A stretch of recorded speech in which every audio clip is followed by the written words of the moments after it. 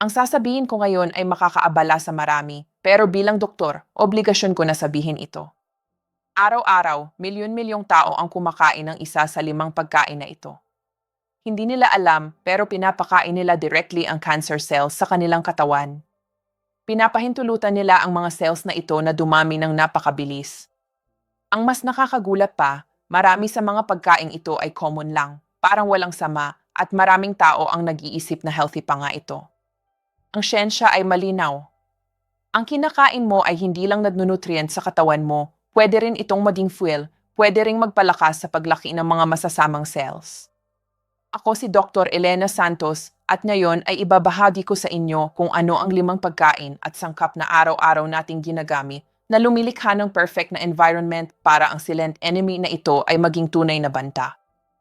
At sasabihin ko na sa inyo ngayon, ang pang-apat at pang-lima sa listahan na ito ang pinakadelikado sa lahat at halos lahat ng bahay ay mayroon nito. Ngayon, may importanteng bagay na kailangan mong maintindihan. Totoo ba na lahat tayo ay may nakatagong cancer sa katawan? O kaya ba ng kahit sino sa atin na magkaroon ng malignant tumor sa anumang panahon ng buhay? Napakahalaga na malaman mo ito. Sa eksakto ngayong oras, habang pinapanood mo ang video na ito, may milyon-milyong cells sa katawan mo na naghahati-hati. Ang cells ng balat ay patuloy na nagre-renew. Ganoon din ang nangyayari sa lining ng urinary tract, sa dingding ng intestine o sa loob ng respiratory system. Ang problema, ang katawan natin ay hindi perpekto, pwede itong magkamali. At minsan, sa halip na gumawa ng healthy cells, lumalabas ang abnormal cells, mga depekto. Kung ang mga cells na ito ay magawa nilang dumami ng walang kontrol, o kaya ay makahanap sila ng magandang lugar para lumaki, doon lumalabas ang cancer. At ito ay pwedeng mangyari sa kahit sino sa atin. In fact, ipinakikita ng siyensya na isa sa 3 tao ay pwedeng magkaroon ng cancer sa anumang panahon ng kanilang buhay. Pero narito ang pinakanakakagulat. Kung paano nangyayari ang mga pagkakamaling ito, lahat tayo ay may sistema ng depensa laban dito. Sa eksakto ngayong oras, ang cells ng immune system mo ay nagtatrabaho para panatilihing maayos ang katawan mo. Mabilis nilang nadidetect ang anumang abnormal cell na may potential na maging delikado at winawasak nila ito bago pa ito lumaki. Sa medisina, tinatawag natin itong immunological surveillance. Ngayon, ang pinakanakakatakot ay hindi dahil umiiral ang cancer o pwede itong lumitaw anumang oras. Ang pinakanakakatakot ay marami sa atin na hindi natin alam ay nagsisilbi tayo ng almusal, tanghalian at hapunan sa kanila araw-araw. Lumilikha tayo ng perpektong environment para ang sakit na ito ay lumago. Dahil dito, tingnan natin kung ano ang unang pagkain na nagpapakain sa cancer. Refined vegetable oils. At tandaan, hindi ako nagsasalita tungkol sa kutsarang ginagamit mo paminsan-minsan sa bahay para magprito. Ang tunay na problema ay ang industriya ng pagkain. Inilagay nila ito sa lahat ng lugar. At sa huli, kinakain mo ito araw-araw sa napakataas na dosis na hindi mo napapansin. Ano ang pinakamasama? Soybean oil, corn oil, sunflower oil, canola oil, at ang sikat na palm oil. Para ito ay makarating sa isang bote at tumagal ng maraming buwan na hindi nangangamoy masama o nagiging rancid, dumadaan ito sa aggressive na refining process, mataas na init, bleaching, industrial solvents para makuha ang huling pata. Ang resulta, isang oxidized na oil, hindi stable, puno ng mga compounds na nag-cause ng inflammation sa dosis na kinokonsume ngayon. At narito ang pinakanakakaalarma. Kapag ang mga langis na ito ay nainit ng sobra, nasusunog, napupuno ng mga carcinogenic substances. At mas malala pa, madalas na ginagamit ulit at ulit ang mga ito, tulad na nangyayari sa mga prituhan sa bahay at sa maraming restaurants. Dahil dito, mas lumala pa ang degradation nila at gumagawa ng mga irritating at inflammatory compounds. Ito ay basic chemistry lang. Ang mga oxidized oils na ito ay lumilikha ng lugar na pabor sa paglaki ng malignant cells. At mag-ingat dahil narito ang bitag. Ang problema ay hindi lang ang langis na nakikita mo, kundi ang hindi mo nakikita. Kasi nasa halos lahat ng ultra-processed foods na ito. Biskwit, mga produkto ng industrial bakery, dressings tulad ng mayonnaise, frozen foods, protein bars, kahit yung mga dietetic at napakahaba pa ng listahan ng mga produktong parang walang sama. Alam mo ba kung gaano kadami ng langis na ito ang nasa loob ng isang simpleng pakete ng crackers? Minsan hanggang 3 kutsara. Imagine mo yan, kinakain mo araw-araw sa merienda, walang alam. Ang mga instant noodles na mahilig natin, puno rin yan. Ang mga flavored chips na gustong-gusto ng mga apo mo, ganoon din kahit yung mga tinapay sa sari-sari store na mukhang fresh, marami ring gumagamit ng mga vegetable oils na ito para tumagal at maging masarap. Kaya ang totoo, hindi mo lang kinakain sa hapunan, kinakain mo rin sa almusal, sa tanghalian, sa merienda. Araw-araw, buong araw, nandyan na sa katawan mo. At alam mo kung ano pa ang mas nakakalungkot. Maraming pamilya sa Pilipinas, dahil gusto nilang makatipid, bumibili ng malaking galon ng cooking oil. Iniimbak nila sa kusina ilang buwan nakadaan. Paulit-ulit na ginagamit sa pagluluto. Minsan para sa pritong isda, tapos kinabukasan para sa pritong manok, tapos kinabukasan ulit para sa okoy. Ang langis na yan sa bawat gamit lalong sumasama. Lalong nagiging toxic. Lalong nagiging delikado sa kalusugan. Kaya ang payo ko talaga, iwasan na ang ganyang practice. Mas mabuti pang magtipid sa ibang bagay kaysa sa kalusugan ninyo. Pero ano ang gagawin? Una sa lahat, tingnan ang listahan ng ingredients. Kung nakalagay vegetable oil na walang specify kung ano, masamang senyales yan. Kung lumalabas ang soybean oil, corn oil, sunflower oil, canola sa mga unang ingredients, ang produktong iyon ay niluluto at ginagawa gamit iyon. At kung makikita mo ang palm oil o vegetable fat, iwanan mo na. Pangalawa, palitan ang mga langis na iyon ng mas healthy na options. Ang pinakamahusay na gamitin ay olive oil extra virgin, avocado oil, o high oleic sunflower oil, pero gamitin lang sa malamig, hindi dapat init. At para magprito paminsan-minsan, 1 kutsarita ng ghee butter o kaunting avocado oil virgin, kontrolin ang apoy para hindi masunog. At ito ang importante. Iwasan ang deep frying, ibig sabihin, lutuin ang pagkain na nakalubog sa kahit anong langis. Ang frying ay lading na dedegrade ng fats at gumagawa ng compounds na ayaw mo sa katawan mo. Kung gusto mong kumain ng crunchy, ang pinaka-safe ngayon ay air fryer. Kontrolin lang ang temperatura na hindi lalampas sa 180 degrees para hindi masunog ang pagkain at mabuo ang acrylamide. Gusto ko ring idagdag na maraming Pilipino ang mahilig sa luto na maisangkap na gata o coconut oil. Ang magandang balita, ang virgin coconut oil ay isa sa mas safe na alternatives. Pero tandaan, kahit ito ay hindi dapat sobra-sobra. Moderation pa rin ang susi. Sige, tayo naman sa pangalawang pagkain na nagpapakain sa cancer. At ito ay marahil ang pinakamaraming kumakain sa lahat. Asukal at refined carbohydrates. At hindi ko sinasabi lang ang nilalagay mo sa kape. Ang tunay na problema ay ang disgis na asukal na pumapasok araw-araw na hindi mo napapansin.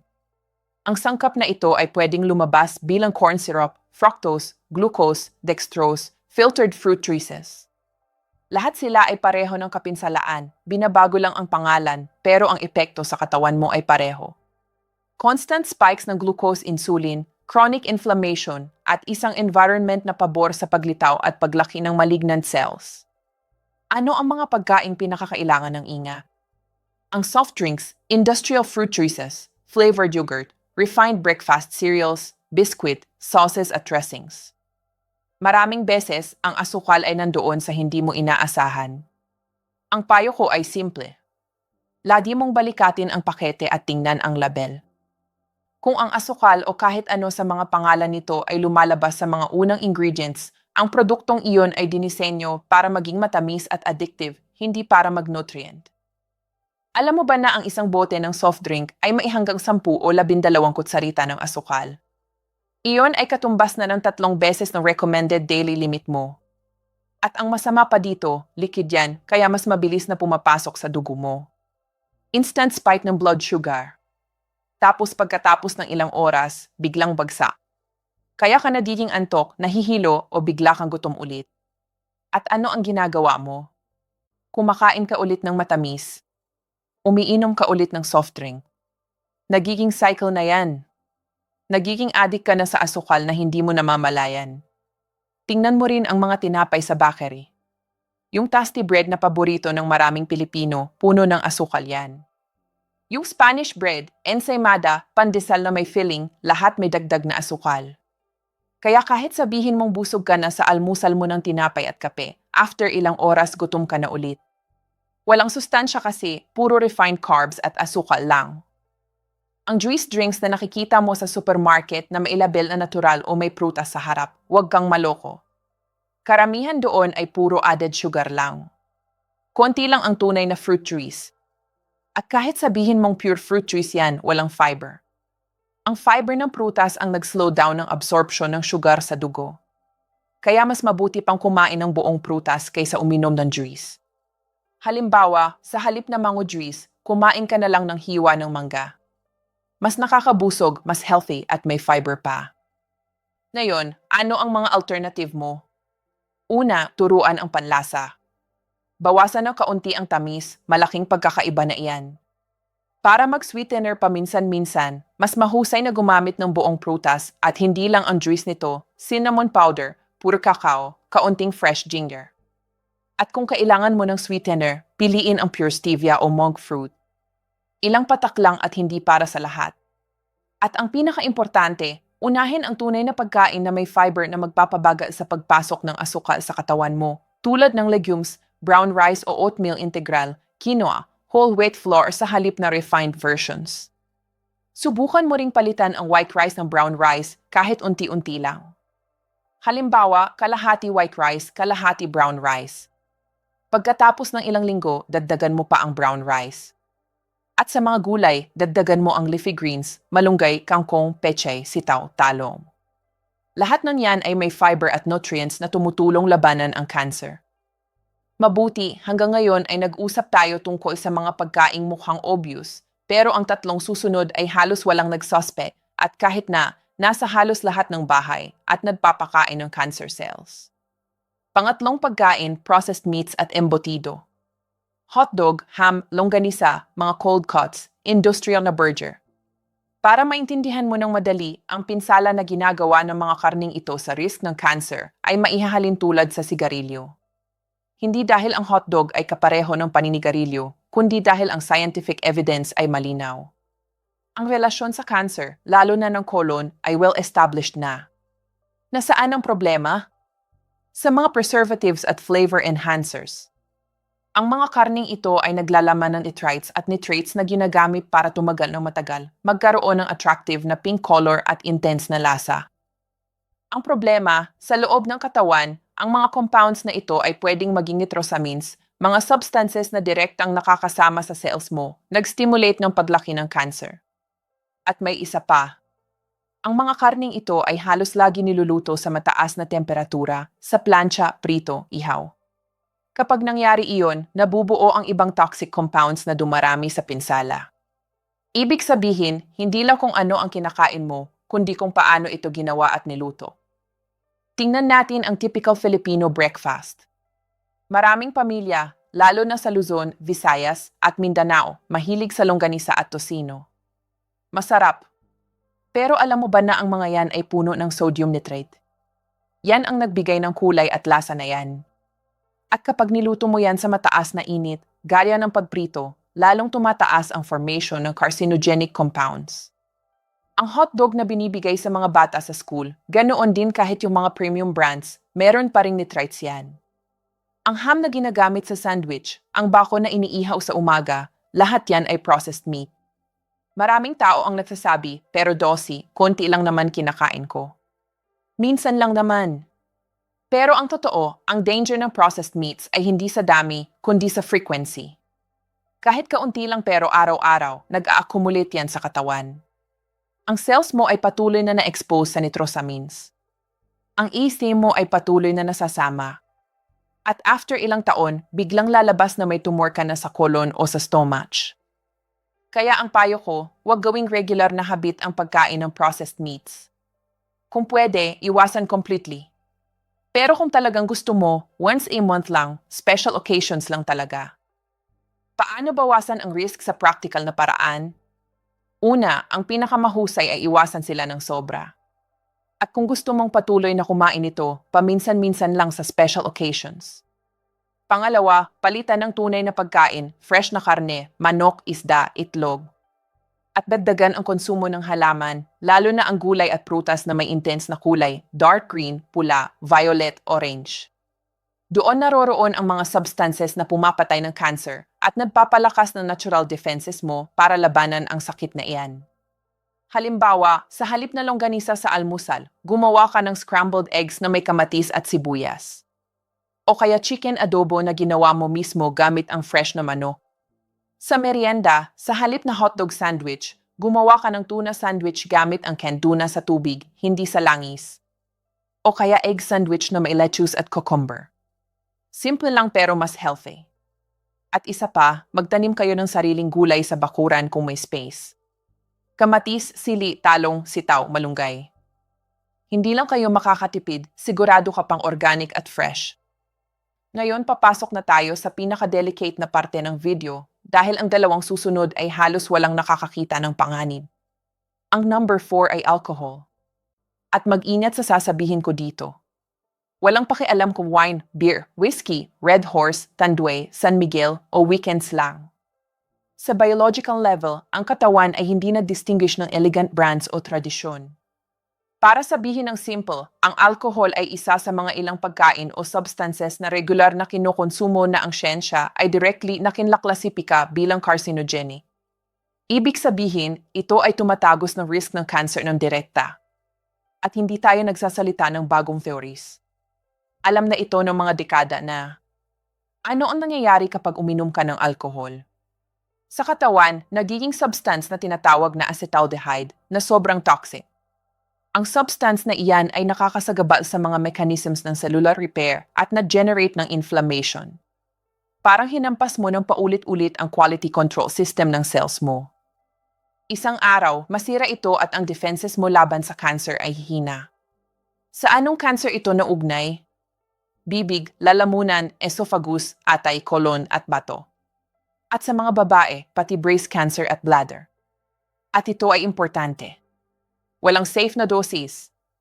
Ang para sa iba ay moderate consumption, sa iba ay pwedeng magdulot ng malubha at silent na pinsala. Alam ko, sa Pilipinas, ang inuman ay parte ng kultura. Kapag may celebration, may birthday, may fiesta, may Christmas party, laging may alak. Ang mga lalaki, after work, nagtitipon sa tindahan para mag-inuman. Ang mga babae naman, kapag may reunion, may wine or beer din. At walang masama doon sa social aspect. Ang problema lang, minsan nasosobrahan na. Ang 1 or 2 bote ay nagiging 6 o 10. Ang once a week ay nagiging 3 times a week.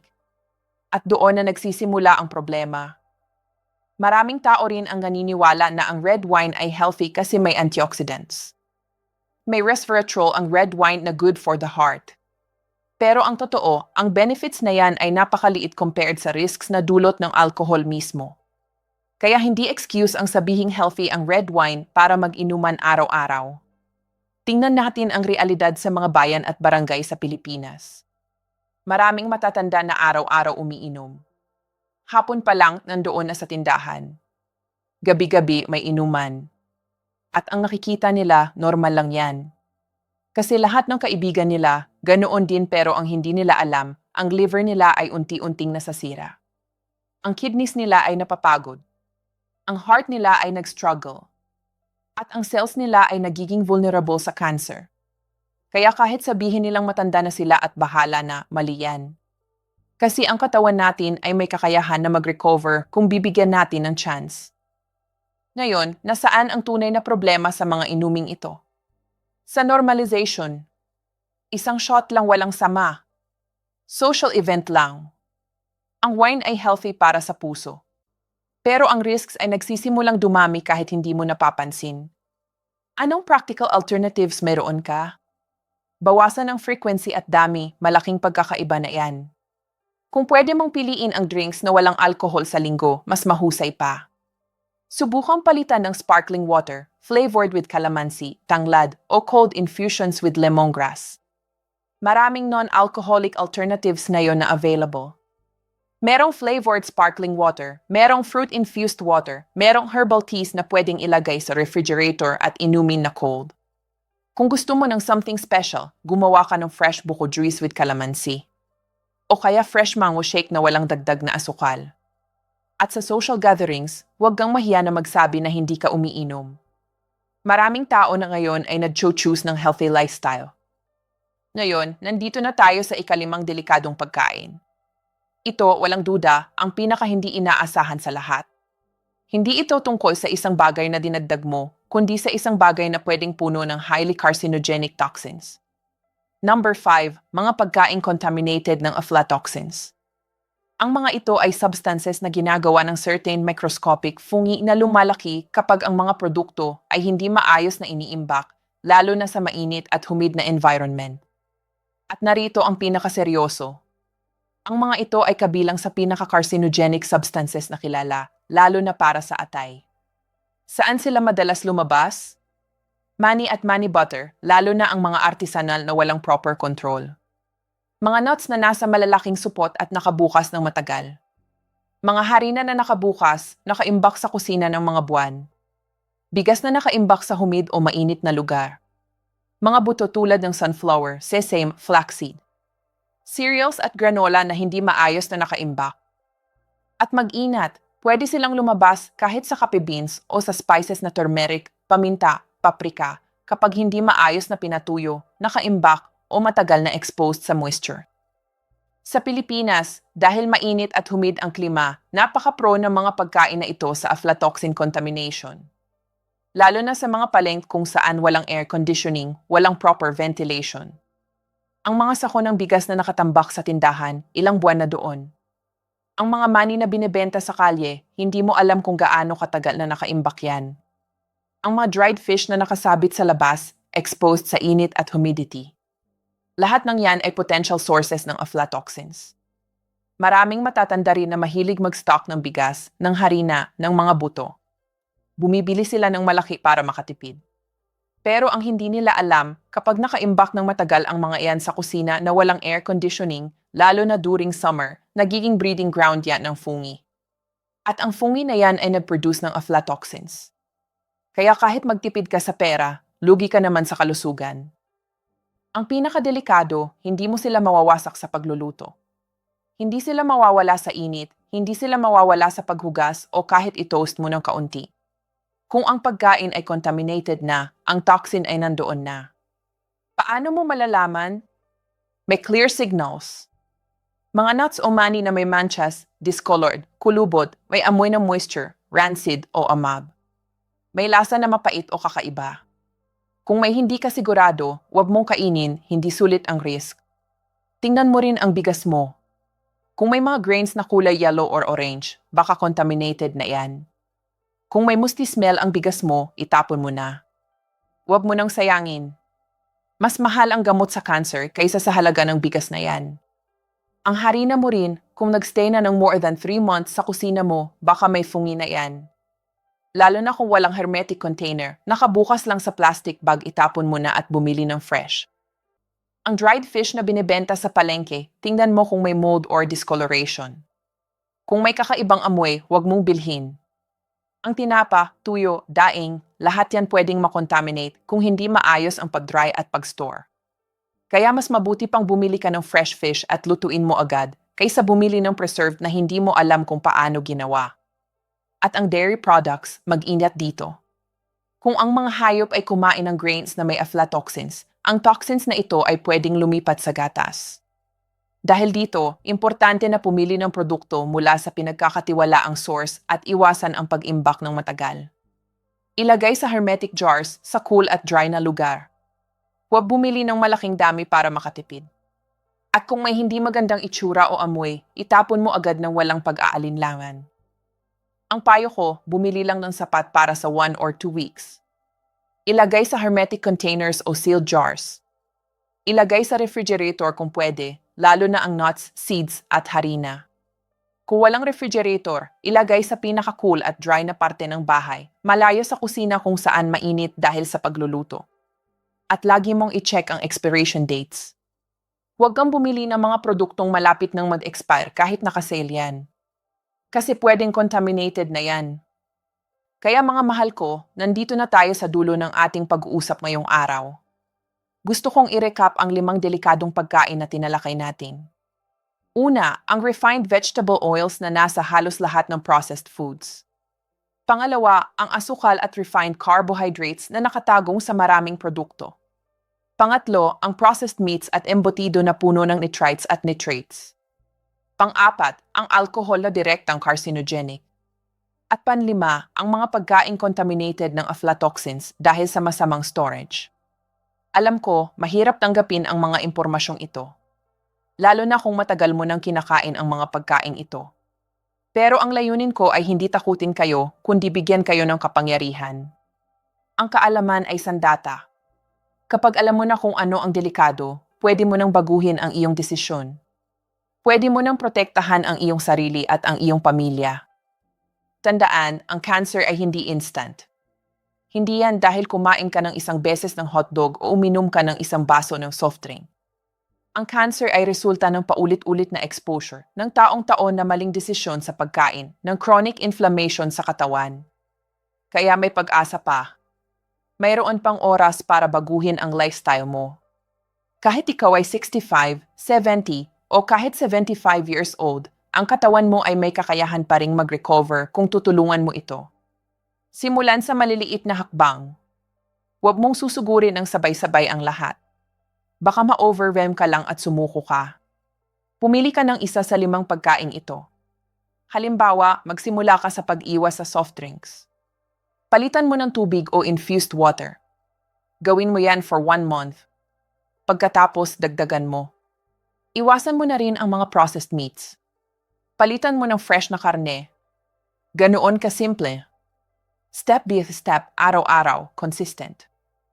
At after ilang buwan, makikita mo, hindi lang ikaw ang nagbago, pati ang buong pamilya mo ay na-inspire na.